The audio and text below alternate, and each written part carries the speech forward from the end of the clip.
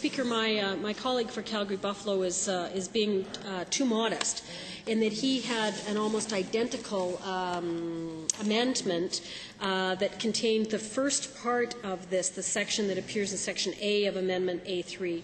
And that is the part that's amending or would now be requiring the Chief Electoral Officer to engage in education and providing information to the public about the election process and the democratic right to vote. So Section 4, Sub 4, Sub 2. In order to make sure that the member for Edmonton Strathcona was able to put forward this whole amendment, including the second part, he nicely gave way. So thank you to the member for doing that.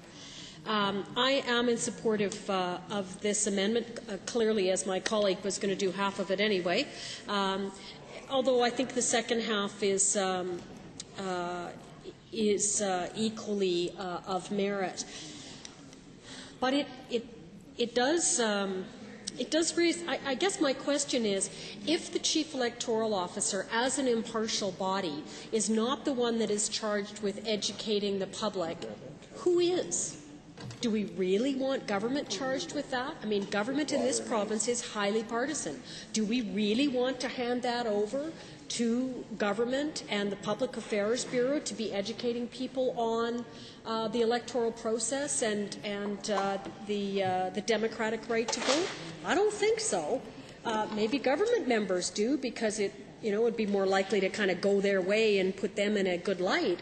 But I don't think the rest of the citizens in the province, and certainly I don't as a member of the official opposition, want to see that be the group that's charged with doing this. So if it's not going to be the government, it's not going to be the Chief Electoral Officer, well, who else? Well, I mean, there are some very good not-for-profit organizations that are out there operating on this, like Democracy Watch and Fair Vote. But frankly, I think at the point that we're going to charge them with this particular duty, then it's incumbent on the government to start funding them, and I can't see the government taking that step with any kind of a happy smile on their face. So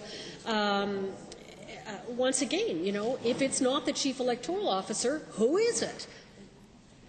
And I'm not getting any kind of an answer on that. So I think it's pretty clear that this is the appropriate place to lay the responsibility to take care of that education. And I think there's a lot of different kinds of opportunities that could be taken up under this particular section. One of the things that I had spoken with one of the previous Chief Electoral Officers was, a series of posters that could be sent out to apartment buildings and basically multifamily units where they're locked off and there's a security access. But sending a series of posters around at the beginning or just prior to the election campaign that essentially said, we're going into an election campaign. Please be aware, people will be coming into your building campaigning on behalf of candidates. This is part of the democratic process. Please, understand that under the Elections Act they're allowed to come into your building. Some kind of information that's being passed on, because certainly in my constituency, and I think in anybody that's dealing with gated communities or multifamily units with security access, getting access to the building can be a real hassle, and the poster idea sounded like a really good one to me.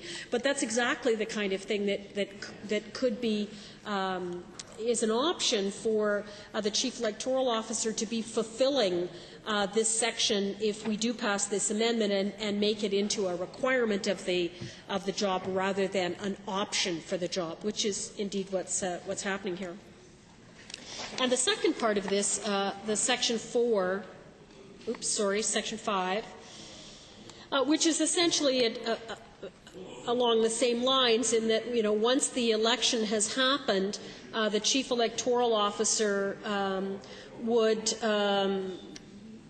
provide a breakdown of the results, a summary of the costs, and it's inserting here, and recommendations to improve future elections, and all of that would be included in the report that goes to the Standing Committee. And that Standing Committee lays the report before the Legislative Assembly.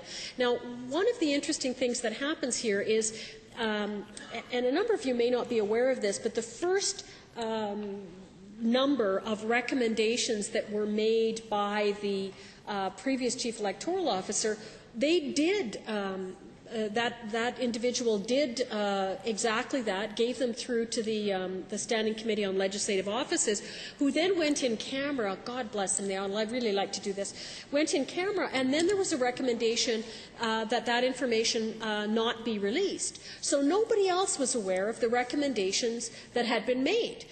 They were just sort of became secret.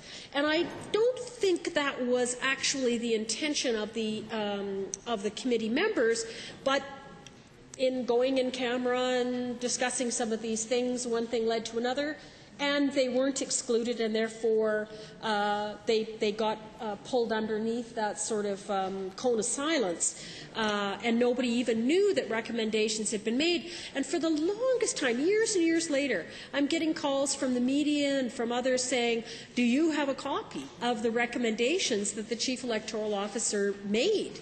And I'm, pawing through the binders and binders of stuff that I keep, because I never throw anything out from any of these committees. It'll be a fire hazard before I'm done here. And then realizing that it was part of this material that, in fact, I couldn't release. And I'd have to say, yes, I have it, yes, I've looked at it, but I can't release it. Well, we're trying to have a public discussion on this stuff. So the importance of it being set up that the Chief Electoral Officer will, the words we're using here is shall, make recommendations for that, and in this case that it would be included in the report that goes through the Standing Committee and gets tabled to the House. That way we wouldn't end up losing any bits of it like we lost before. And frankly, that set us back a while. Because we had the initial set of recommendations, and then it wasn't until there was a whole second set of recommendations that the first set were able to become public. So we went for a period of time with nobody knowing that these recommendations had in fact been made by the Chief Electoral Office. Those were the comments I wanted to make in support of the amendment brought forward by the member for Edmonton Strathcona on behalf of the member for Highlands Norwood. So I really do urge everyone to accept this. It's a fairly mundane, but I think very important amendment to the Act. It's nothing for the government to be afraid of. It's all good, happy things. And so I hope that you will support this amendment. Thank you.